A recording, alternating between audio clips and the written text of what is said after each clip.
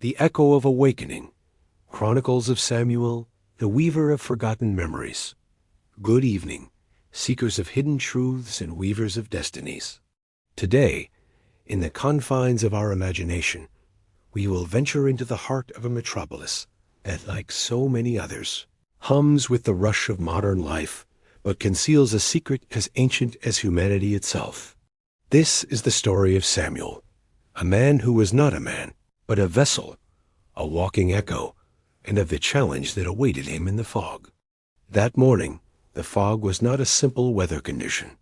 It was an entity with weight, with an almost palpable density that clung to the city like a cold, damp shroud.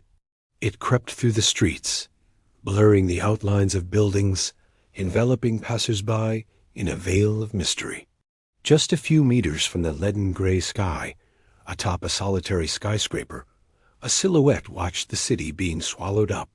It was Samuel. To the people below, who could barely make out his figure, he was just that. A silhouette on the horizon, another anonymous inhabitant of the concrete jungle. But to himself, Samuel was a guardian, the silent custodian of a truth that humanity, in its haste and forgetfulness, refused to acknowledge. Samuel was by no means an ordinary man. His existence was a paradox. His memory, a library of other people's memories, a vast and disjointed collection of lives that did not belong to him. He remembered the dust that rose from the Nile during the feverish construction of the Great Pyramid, the smell of sweat and lime. He could feel the thunderous bustle of Rome at its peak, the clamor of the Forum, the clash of gladiators. He had experienced the icy, astonishing silence of the first time humanity set foot on the moon, the insignificance and grandeur of that moment. These memories arrived in flashes, glimmers of light that burst forth without warning. Sometimes they assailed him while he slept, dragging him into vivid dreams of remote eras. Other times they struck him in broad daylight, like persistent ghosts of a life that, by definition, was not his. They were echoes, whispers of what was, and he was the only one who seemed to hear them. This morning, however, a new memory struck him with unusual force, destabilizing him. It was not a grand historical moment or a human epic, but something much more intimate, more personal, and therefore more unsettling. He remembered the smell of wet earth after a summer storm, the promise of freshness and renewed life. And then a sharp image emerged from the fog of his mind. A map. An ancient map, drawn with astonishing precision on a tanned hide, a surface that seemed to breathe.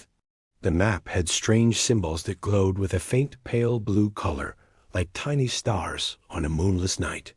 And in the center, pulsing with a warm golden light, there was a point marked with an X. Samuel did not understand the nature of this map, or why it suddenly resided in the depths of his being, but the sense of urgency that accompanied it was undeniable, almost a command. The X, the focal point of the ethereal map, marked a place in his own city, a place he recognized, though he had long since relegated it to the chest of collective oblivion. The old observatory, now abandoned and covered in vines, a monument to the passage of time and disinterest. Determined, driven by a force he did not understand, but could not ignore, Samuel descended from the building. He blended in with the crowd that, oblivious to his presence and his secrets, flowed along the sidewalks. He was an anonymous figure among thousands, a living ghost in a world that had forgotten how to see. The journey to the observatory was more than a simple physical displacement. It was a journey through time, an odyssey through the layers of urban memory. Each street he walked on, each building he passed, brought him a new borrowed memory, a fragment of someone else's life that manifested in his mind with overwhelming clarity. The cafe where a couple laughed 50 years ago, the echo of their joy resonating in the vapors of imaginary coffee. The park where a child lost a red balloon, the sadness of that small loss palpable in the air. The murmur of voices from a distant past, weaving a symphony of lives lost and found. When he finally arrived at the observatory, the place was a skeleton of glass and metal, a rusted colossus that had succumbed to the relentless passage of time and human indifference. The windows, once inquisitive eyes that scrutinized the cosmos, were now broken, empty holes that let in the wind and oblivion. The telescope dome, once majestic and brilliant, now looked like a lifeless eye, blind to the wonders of the universe. Samuel felt a familiar pang that chilled his blood, a sense of déjà vu that was deeper than a simple memory. It was as if this place had been waiting for him. He entered. Each of his steps echoed in the vast emptiness of the building, a solitary echo in a mausoleum of forgotten science. The air was thick with dust. The smell of mold and rusted metal mixed with the aroma of mystery. He sought the place marked in his memory. The image of the map burned in his mind. After wandering through dark corridors and desolate rooms, he found a control room. The instrument panels, once filled with blinking lights and buttons, were now covered in cobwebs and layers of dirt. And there, on a wall that seemed to have been designed to go unnoticed, he saw a barely visible slot. The slot was nothing special at first glance, except that its shape was exactly the same as that of a small object Samuel always carried in his pocket. It was a smooth, worn silver coin with strange symbols almost erased by time, a relic he had found years ago, an heirloom without origin that had accompanied him everywhere. Without a second thought, as if following an ancestral impulse, he inserted it into the slot. A soft click echoed in the room, a sound that had been silent for decades. It was followed by an electrical hum, a low and powerful purr that seemed to awaken something deep within the observatory's core. The control panels lit up, not with the cold, blinking lights of current technology, but with a blue and golden light, identical to the one he had seen on the map in his memory. The room, once dark and dead, came to life, bathed in an ethereal glow that danced over the old instruments. Samuel realized that he was not in a simple observatory, but in something much more advanced, a machine that transcended the barriers of time and space, connecting the past and the present. And then, a voice. Not a human voice, but a symphony of tones that seemed to come from space itself, a whisper from the stars that filled the room, vibrating in his bones. The echo of awakening has been heard. The guardian has returned. Samuel did not understand. Guardian? Awakening?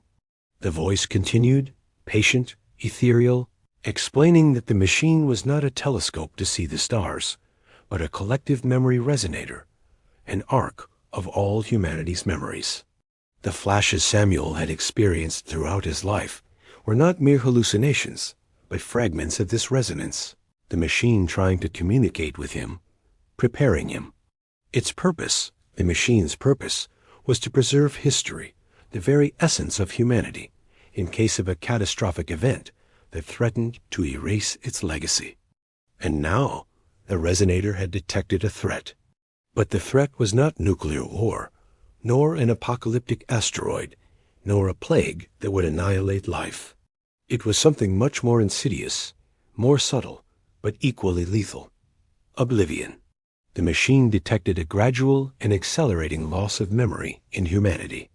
People were becoming increasingly dependent on technology, externalizing their ability to remember, forgetting how to learn from the mistakes of the past, how to forge a future based on the lessons of yesterday.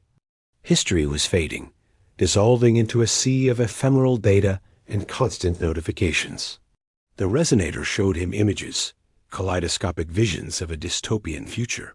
He saw people looking at their screens, their faces illuminated by a cold glow, without looking up to see the vibrant world around them.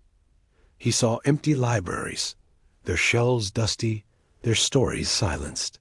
He saw silent museums, their artifacts on display, but with no one to remember them, no one to feel their historical weight.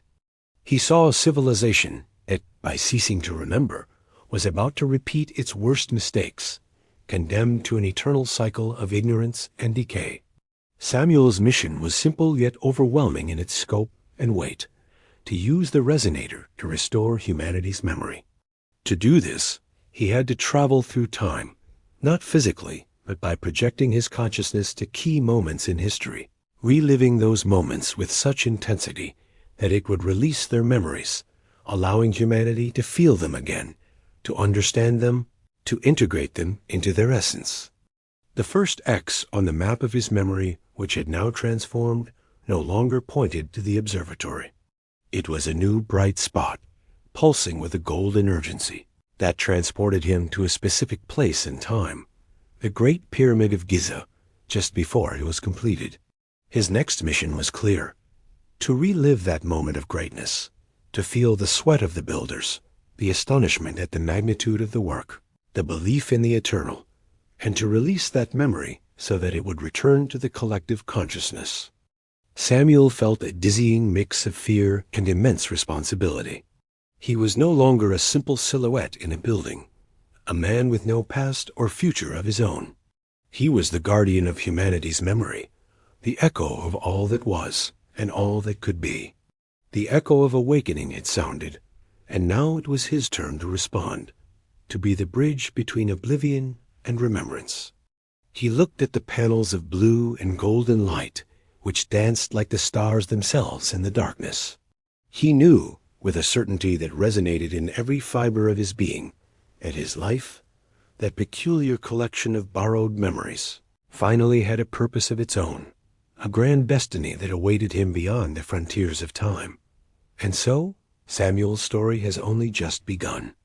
The fog would dissipate, but the veil of oblivion still covered the world.